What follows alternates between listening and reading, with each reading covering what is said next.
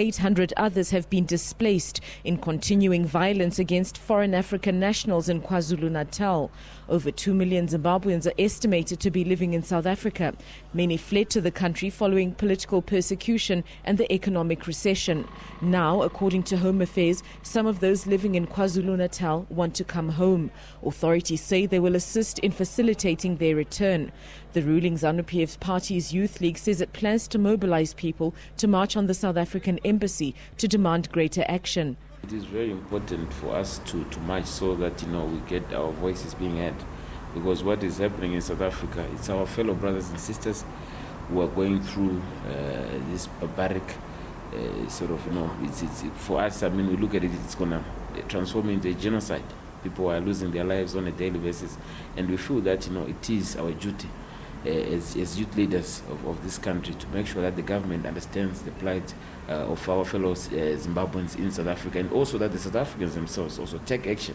Last week, you gave the president of Zimbabwe, Comrade Outrage, a welcome that was befitting that of a king of Zimbabwe and a king of Africa.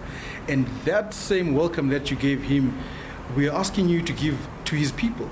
Ibo Mandaza, a Pan-Africanist who hosted former President Thabo Mbeki during his visits in exile to Zimbabwe, says many exiles, including President Jacob Zuma, were welcomed on the continent in South Africa's hour of need. Nigerians gave $1 each in the late 70s, a naira each, which was equivalent to $1. It ran into hundreds of millions of dollars to support the struggle in Southern Africa. Now, clearly, the South African leadership is not telling its population that. They are unable to do so because they are overwhelmed too by the national problems that they have themselves, which is partly the cause of the xenophobia. The latest attacks have sparked outrage locally. Zimbabweans have taken to the social media to mobilize a Black Friday campaign. They intend to march on the South African embassy and are calling for the boycott of South African businesses and products this Friday. There have also been calls for a boycott of South African artists performing at the upcoming Harare Festival of Arts, Haifa. Shingai Nyoka, SABC News, Harare, Zimbabwe.